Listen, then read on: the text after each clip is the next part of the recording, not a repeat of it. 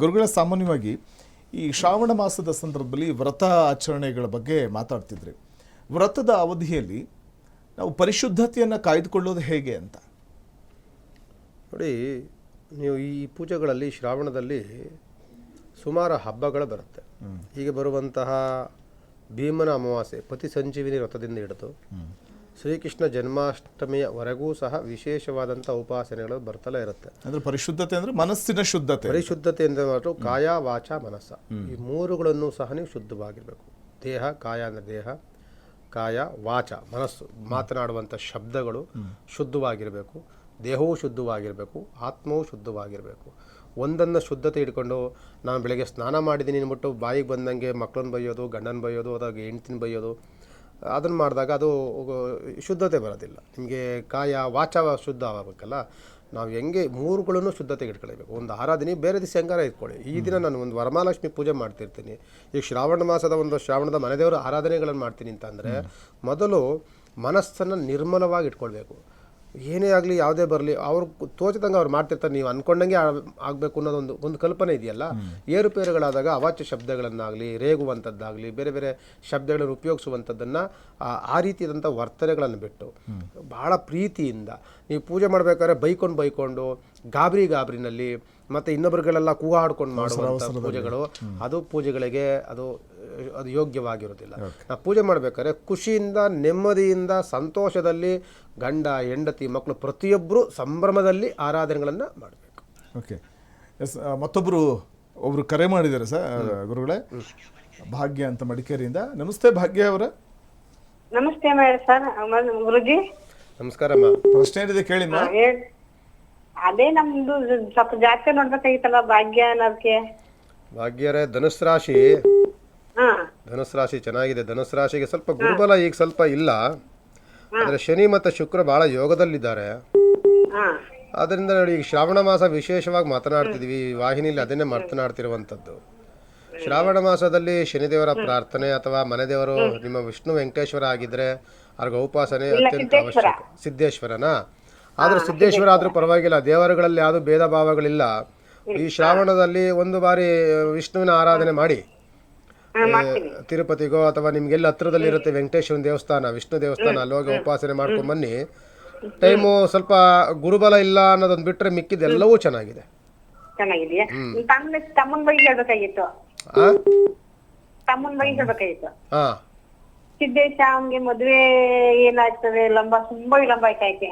ಅದೆಲ್ಲ ಜಾತಕ ತರಬೇಕು ಭಾಗ್ಯವರೇ. ಈಗ ಸಿದ್ದೇಶ್ ಅಂದ್ರೆ ಶತಭಿಷ ನಕ್ಷತ್ರ ಕುಂಭರಾಶಿ, ಕುಂಭರಾಶಿಗೆ 7.5 ಇದೆ, ಗುರುಬಲ ಕಡಿಮೆ ಇದೆ. ಹೌದೌದು. ಅದರಿಂದ ಅವ್ರಿಗೆ ಮೋಸ್ಟ್ಲಿ ನನ್ನ ಪ್ರಕಾರ ನವೆಂಬರ್ ತನಕ ಸೆಟ್ ಆಗತ್ತೆ ಕಷ್ಟ. ನವೆಂಬರ್ ಮೇಲೆ ಅನುಕೂಲ ಆಗುತ್ತೆ. ಒಂದ್ಸಲಿ ಜಾತಕ ಪರಿಶೀಲನೆ ಮಾಡಿದ್ರೆ ಚೆನ್ನಾಗಿರುತ್ತೆ. ಯಾವ್ದಾರ ಕುಜದೋಷ ಇದೆಯಾ ನೋಡಿ ಒಂದ್ಸಲಿ ನೋಡಿ. ಧನ್ಯವಾದಮ್ಮ ಕರೆ ಮಾಡಿದಕ್ಕೋಸ್ಕರ. ಶೋಭಾ ಅಂತ ಒಬ್ರು ಕರೆ ಮಾಡಿದ್ದಾರೆ. ನಮಸ್ತೆ ಶೋಭಾ ಅವರೇ. ಶೋಭಾ ಅವರೇ ನಮಸ್ತೆ. ತಮ್ಮ ಟಿವಿ ವಾಲ್ಯೂಮನ್ನ ಮ್ಯೂಟ್ ಮಾಡಿ ಮಾತಾಡಿ ಶೋಭಾ ಅವರೇ, ಇಲ್ಲಾಂದ್ರೆ ಲೈನ್ ಕಟ್ ಆಗುತ್ತೆ. ಕೇಳಿಸ್ತಿದ್ಯಾ ನನ್ನ ಧ್ವನಿ? ಓಕೆ, ಬಹುಶಃ. ಓಕೆ, ಶೋಭಾ ಅವರಲ್ಲ? ಹೌದು ಸರ್. ಗುರುಜಿ ಇದ್ದಾರೆ. ಪ್ರಶ್ನೆ ಏನಿದೆ ಕೇಳಿಮ್ಮ. ನಮ್ಮ ಮನೆಯವ್ರ ಬಗ್ಗೆ ಕೇಳ್ಬೇಕಾಯ್ತು. ಹೇಳಿ ಶೋಭಮ್ಮ. ಇದು ಗೋವಿಂದರಾಜ ಅಂತಂದು ಅವ್ರದ್ದು ಎಷ್ಟು ದುಡ್ಡು ಕೈ ಎತ್ಕೊಳ್ಳಲ್ಲ, ಅದಕ್ಕಾಗಿ ಕೇಳ್ಬೇಕಂತ ಫೋನ್. ಶುಭರೇ, ಇದು ಇವತ್ತಿಂದಲ್ಲ, ಅಲ್ಲೇ 6 ವರ್ಷ ಆಯ್ತು ಅವ್ರಿಗೆ ತರ ಪ್ರಾಬ್ಲಮ್ ಸ್ಟಾರ್ಟ್ ಆಗಿ. ಗೋವಿಂದರಾಜ್ ಅಲ್ಲ ಹೆಸರು ಹೇಳಿದ್ದು ಅದು? ಹೌದು ಹೌದು. ಅವ್ರದ್ದು ಕುಂಭರಾಶಿ ಬರುತ್ತೆ. ಕುಂಭರಾಶಿಯವರಿಗೆ ಕಾಲಗಳು ಚೆನ್ನಾಗಿಲ್ಲ, ಸಮಯ ಚೆನ್ನಾಗಿಲ್ಲ, ಇನ್ನೂ ಕೆಲವು ದಿನಗಳ ಕಾಲ ಬರಬೇಕು. ಆದರೆ ನೋಡಿ, ಈಗ ಶ್ರಾವಣ ಮಾಸ ಬಂದಿದೆ. ಶನಿದೇವರು ನಿಮಗೆ 7.5 ಶನಿ ಅವರಿಗೆ. ಇನ್ನು ಕೇವಲ ಅಮ್ಮಮ್ಮ ಅಂದರೆ ಇನ್ನೊಂದು 7-8 ತಿಂಗಳು ಇರ್ತಾರೆ ಅಷ್ಟೇ. ಆಮೇಲೆ ಶನಿ ಟೋಟಲಿ ನೀವು 32 ವರ್ಷ ತನಕ ನಿಮ್ಮ ತಿರುಗು ನೋಡೋದಿಲ್ಲ, ಅಂಥ ಯೋಗ ಫಲವನ್ನು ಕೊಟ್ಬಿಟ್ಟು ಹೋಗ್ತಾರೆ. ಸದ್ಯಕ್ಕೆ ಈ ಶ್ರಾವಣ ಬಂದಾಗ ಶನಿಯ ಉಪಾಸನೆ ಅತ್ಯಂತ ಅವಶ್ಯಕ. ಸಾಧ್ಯವಾದರೆ ಕತೆ ಓದಿಸಿ, ಇಲ್ಲಾಂದರೆ ನವಗ್ರಹ ಪೂಜೆ ಮಾಡಿಸಿ, ಇಲ್ಲಾಂದರೆ ಎಲ್ಲಾದರೂ ಕತೆ ಮಾಡುವಂಥ ಜಾಗದಲ್ಲಿ ಹೋಗಿ ಕಥಾ ಶ್ರವಣವನ್ನು ಕೇಳಿಸ್ಕೊಳ್ಳಿ, ಅಥವಾ ಒಂದು ಶನಿಮಾತ್ಮಗೊಂದು ಅಭಿಷೇಕ ಮಾಡಿಸಿ. ಭಾಳ ಅನುಕೂಲವಾಗುತ್ತೆ. ಹಣಕಾಸಿನ ಅನುಕೂಲ ಕೆಲವೇ ದಿನಗಳ ನಂತರದಲ್ಲಿ ಅಭಿವೃದ್ಧಿ ಆಗುತ್ತೆ. ಧನ್ಯವಾದ ಕರೆ ಮಾಡಿದ್ದಕ್ಕಾಗಿ. ಗುರುಗಳೇ, ಈ ಒಂದು ಶ್ರಾವಣ ಮಾಸದ ಸಂದರ್ಭದಲ್ಲಿ ಈ ಕೌಟುಂಬಿಕ ಸಾಮರಸ್ಯ ಅಥವಾ ದಂಪತಿ ನಡುವೆ ಅನ್ಯೋನ್ಯತೆ ಬೆಳಿಬೇಕು ಅಂತಂದಾಗ ಯಾವ ರೀತಿಯ ಒಂದು ಆರಾಧನೆ, ಪೂಜಾ ಕೈಂಕರ್ಯಗಳಲ್ಲಿ ನಿರತರಾಗಬೇಕಂತ? ನೋಡಿ, ಆರಂಭದಲ್ಲಿ ಬರುವಂತಹ ಈಗ 17ನೇ ತಾರೀಕು ಬರುವಂತಹ ನಾಗಪಂಚಮಿ ಅಂತ ಬರುತ್ತೆ. ಈ ದಿನದಂದು ಇಡೀ ಕುಟುಂಬವೆಲ್ಲರೂ ಸೇರಿಕೊಂಡು ನಾಗದೇವರಿಗೆ ತನಿಯನ್ನು ಎರೆದು ಎಲ್ಲರೂ ಸಹ ಈಗ ಏನು ರಕ್ಷಾಬಂಧನ ಕಟ್ತಾರೆ ಆ ಥರ ರಕ್ಷಾಬಂಧನವನ್ನು ಕಟ್ಸ್ಕೊಂಡು ಪ್ರಾರ್ಥನೆ ಮಾಡ್ಕೊಳ್ಳೋದ್ರಿಂದ ಹಿಡಿದು ಕೊನೆಯ ಶ್ರೀಕೃಷ್ಣ ಜನ್ಮಾಷ್ಟಮಿ ಶ್ರಾವಣದ ಕೊನೆ ಅಂತ್ಯದವರೆಗೂ ಸಹ ಅನುಕೂಲಕರವಾಗಿರುತ್ತೆ. ಒಂದು ಪೂಜೆಯನ್ನು ಮಾಡಬೇಕಾದ್ರೆ ನೀವು ರಾತ್ರಿ ಎಷ್ಟಾದರೂ ಜಗಳ ಆಡ್ಕೊಂಡಿರಿ, ಬೆಳಗ್ಗೆ ನಗ್ತಾ ನಗ್ತಾ ಪೂಜೆ ಮಾಡಿ. ಆದರೆ ಅನನ್ಯವಾಗಲಿಕ್ಕೆ ಈ ಶ್ರಾವಣ ಮಾಸ ಭಾಳ ಹೆಲ್ಪ್ ಮಾಡುತ್ತೆ. ನಿಮ್ಗೆ ಎಷ್ಟೇ ಭಿನ್ನಾಭಿಪ್ರಾಯಗಳಿರಲಿ, ಏನೇ ಇರಲಿ, ಹೊರಗಡೆ ಒಂದು ಫಂಕ್ಷನ್ಗೆ ಹೋಗ್ತಿರ್ತೀರಿ ಅಥವಾ ದೇವರ ಆರಾಧನೆಗಳನ್ನು ಮಾಡ್ತೀರಿ, ನಿಮ್ಮ ಎಷ್ಟೇ ಭಿನ್ನ ಅಭಿಪ್ರಾಯಗಳಿದ್ರು, ಎಷ್ಟೇ ಮನಸ್ತಾಪಗಳಿದ್ರು ಅದೆಲ್ಲವೂ ಸಹ ಮರೆತು ಕುಟುಂಬ ಒಂದಾಗಿ ಆರಾಧನೆ ಮಾಡುತ್ತೆ. ಇದಕ್ಕೆ ತಿರ್ಗ ಮತ್ತೆ ಅದರ ಕಹಿಘಟನೆಲ್ಲವೂ ಮರೆತು ಸಿಹಿ ಆದಂತಹ ವಾತಾವರಣಗಳ ನಿರ್ಮಾಣವನ್ನು ಮಾಡಲಿಕ್ಕೆ ಶ್ರಾವಣ ಮಾಸವೇ ಅತ್ಯಂತ ಅನುಕೂಲ. ಓಕೆ, ಒಬ್ರು ಕರೆ ಮಾಡಿದ್ದಾರೆ, ಮಾತಾಡ್ಸೋಣ. ಹಲೋ, ನಮಸ್ತೆ ಗೌರಮ್ಮ ಅವರೇ. ನಮಸ್ತೆ ಗೌರಮ್ಮ ಅವರೇ. ನಮಸ್ತೆ. ನಮಸ್ತೆ ಗುರೂಜಿ ಇದ್ದಾರೆ, ಪ್ರಶ್ನೆ ಏನಿದೆ ಕೇಳಿ. ನಮಸ್ತೆ ಗುರುಜಿ. ಗೌರಮ್ಮ ಹೇಳಿಮ್ಮ. ಮಗನ್ ಬಗ್ಗೆ ಕೇಳ್ಬೇಕಾಯ್ತು. ನಿಖಿಲ್ ಗೌಡ ಅಂದ್ಬಿಟ್ಟು ವೃಶ್ಚಿಕ ರಾಶಿ ಜ್ಯೇಷ್ಠ ನಕ್ಷತ್ರ, ಮದ್ವೆ ಆಗ್ತಾ ಇಲ್ಲ, 33 ವರ್ಷ ಆಗಿದೆ. ತಾಯಿ 3 ವರ್ಷಗಳಿಂದ ಅಲೆ ಹುಡುಕ್ತಾ ಇದ್ದೀರಿ. ಹೌದು. 3 ವರ್ಷಗಳಿಂದಲೂ ನಿಮ್ಗೆ ಸೆಟ್ ಆಗಿರೋದಿಲ್ಲ. ಈಗ ಗುರುಬಲ ಬಂದು 1 ತಿಂಗಳಾಯಿತು. ಭಾಳ ಯೋಗದಲ್ಲಿದೆ ವೃಶ್ಚಿಕ ರಾಶಿಯವರಿಗೆ. ಶುಕ್ರನ ಭಾಳ ಲಗ್ನ ಗುರುಗಳೇ, ಲಗ್ನದ ಮೇಲೆ ನೋಡ್ಬೇಕಾ ಇಲ್ಲ ರಾಶಿ ಮೇಲೆ ನೋಡ್ಬೇಕು? ರಾಶಿ ಮೇಲೆ ನೋಡಿ. ಈ ವರ್ಷದಲ್ಲಿ ಮಾತ್ರ ಬಹಳ ಅನುಕೂಲಕರವಾದಂತಹ ಒಂದು ವೃಶ್ಚಿಕ ರಾಶಿಯವರಿಗಂತೂ ಬಹಳ ಅನುಕೂಲವಿದೆ. ಶುಕ್ರ ಬಲ ಇದೆ, ಗುರುವಿನ ಬಲ ಇದೆ, ಕಂಕಣ ಬಲ ಇದೆ, ಯೋಗ ಫಲಗಳು ಚೆನ್ನಾಗಿದೆ.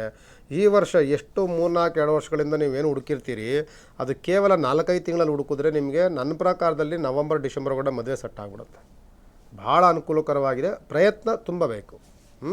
ಮಾಡಿ ಅನುಕೂಲ. ಧನ್ಯವಾದ ಕರೆ ಮಾಡಿದ್ದಕ್ಕಾಗಿ.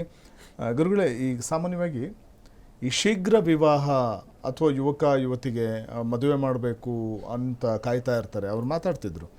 ಸೊ ಅಂದರೆ ವಿವಾಹ ಇನ್ನೂ ಕೂಡ ಈಡೇರಿಲ್ಲ ಅಥವಾ ನೆರವೇರಿಲ್ಲ ಅನ್ನುವಂಥವ್ರು ಇರ್ತಾರೆ. ಅಂಥವ್ರು ಏನು ಮಾಡಬೇಕಾಗತ್ತೆ ಈ ಶ್ರಾವಣ ಮಾಸದ ನೋಡಿ, ಮದುವೆಯ ವಿಳಂಬವಾಗುವುದಕ್ಕೆ 1-2-3 ಕಾರಣಗಳಿರುತ್ತೆ. ಕೆಲವರಿಗೆ ಲಗ್ನ ದೋಷಗಳಿರುತ್ತೆ. ಲಗ್ನದಲ್ಲಿ ಮಾರ್ಗಗ್ರಹಗಳು ಯಾವಾಗ ಬರುತ್ತೋ, ಒಂದು ರಾಹು ಅಥವಾ ಕೇತು ಅಥವಾ ಶನಿ ಅಥವಾ ಕುಜ, ಇಂಥ ಗ್ರಹಗಳು ಮಾರ್ಗಗ್ರಹಗಳು ಯಾವಾಗ ಲಗ್ನದಲ್ಲಿ ಕೂತ್ಕೊಳ್ತಾವೋ ಅಂಥ ಲಗ್ನ ಫಲಗಳು ಭಾಳ ಕಡಿಮೆ ಇರುತ್ತೆ.